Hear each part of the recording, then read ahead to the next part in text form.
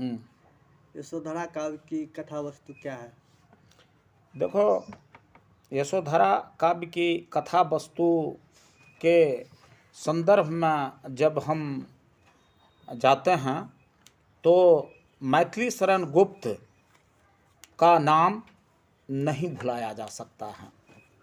वैसे गौतम बुद्ध बौद्ध धर्म के सबसे बड़ा उन्नायक हुए और इसको साहित्यिक रूप, इस ऐतिहासिक विषय वस्तु को साहित्यिक जामा पहनाने का अगर विश्व में किसी को श्रेय है तो वह मैथिली शरण गुप्त को है। और मैथिली शरण गुप्त यशोधरा खंड काव्य का निर्माण किया, जो उनके कवि जीवन के उत्कर्ष काल 1925 ईस्वी से 1937 ईस्वी के बीच में तैयार हुआ था। और उन्होंने इस काव्य को कलाकृति देने में बहुत सारे विषयों को ध्यान में रखा है। यह काव्य आधुनिक समय में अन्य साहित्यिक पृष्ठभूमि में सबसे महत्वपूर्ण काव्य समझा जाता है।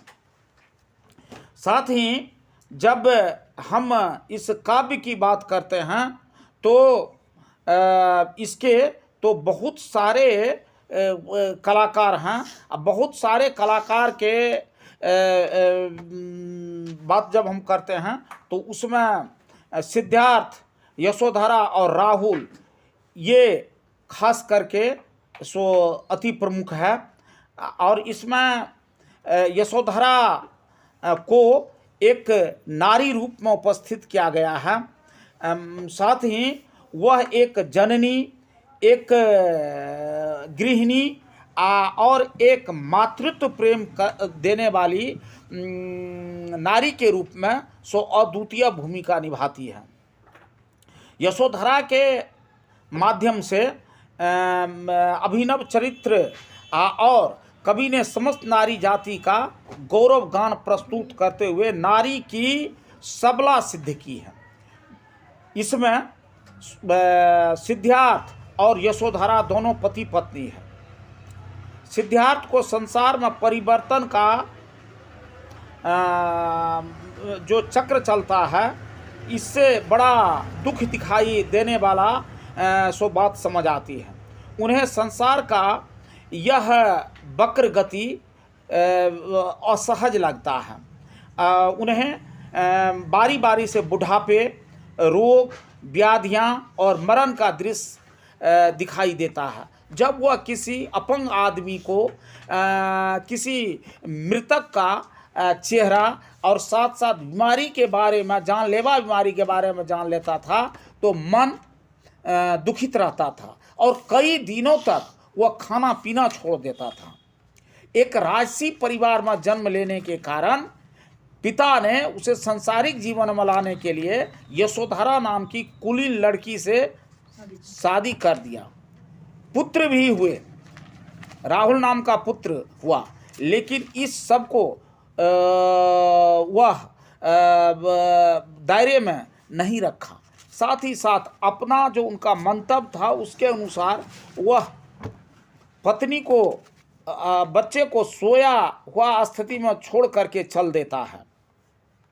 उसके मन में विरक्ति की भावना जागृत हो जाती है इस संसार से।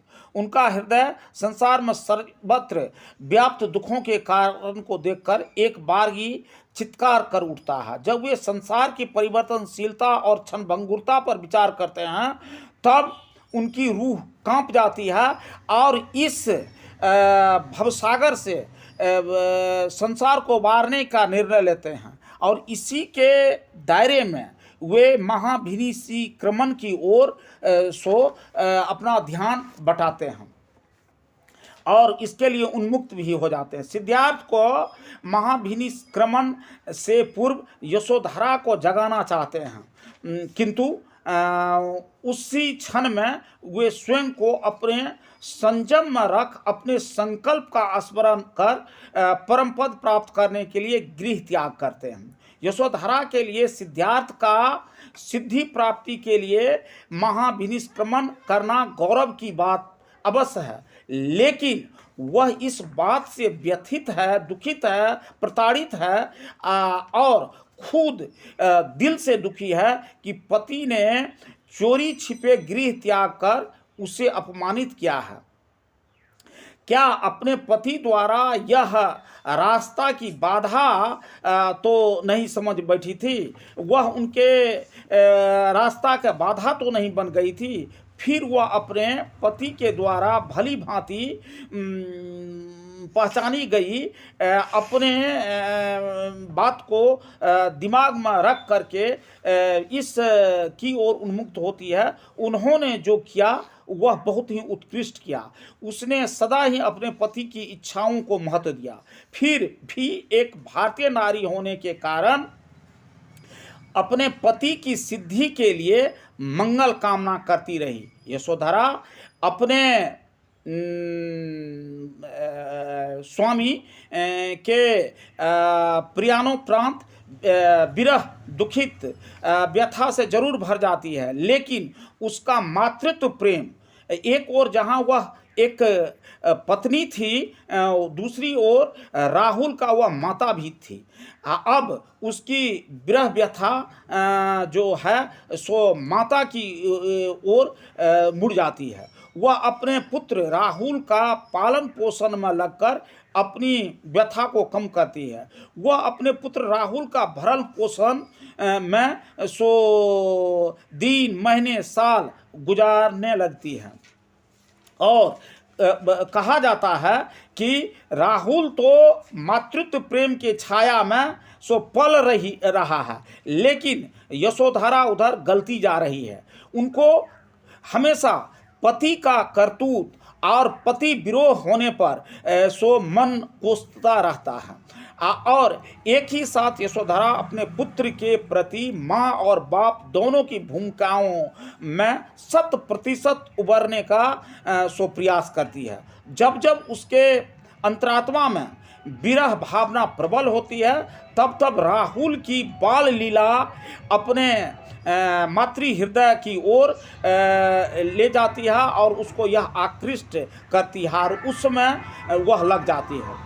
यशोधरा को अपने गृहिणी धर्म का पालन करते हुए विश्व में कहीं कोई चक्र चलता नहीं दिखाई देता है। वह मानती है कि दुख के दिन भी कट जाते हैं और फिर सुख के दिन आते हैं, किंतु उनके पति संसार में परिवर्तनशील दिखाई देता है। वह विश्व में सर्वत्र दुख ही दुख व्याप्त दृष्टिगोचर रखती है। यशोधरा अपने पुत्र राहुल के प्रति उत्तरदायित्व निर्वाह में कोई कमी कभी नहीं रखती है और अपने स्वामी की सिद्धि के प्रति वह आशान्वित भी है और उन्हें विश्वास है कि एक दिन उनके पति सो अपने लक्ष्य को प्राप्ति करने में निश्चित रूप से कामयाब होंगे।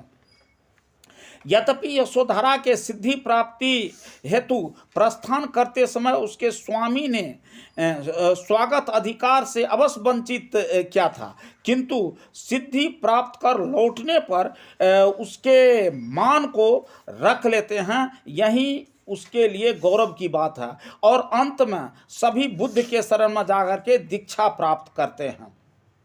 तो जब हम एक औरत की बात देखते हैं तो यह स्पष्ट हो जाता है कि इसमें सो यशोधरा का चरित्र सो बहुत उत्कृष्ट है, जिन्होंने नारी गुण का पालन किया है।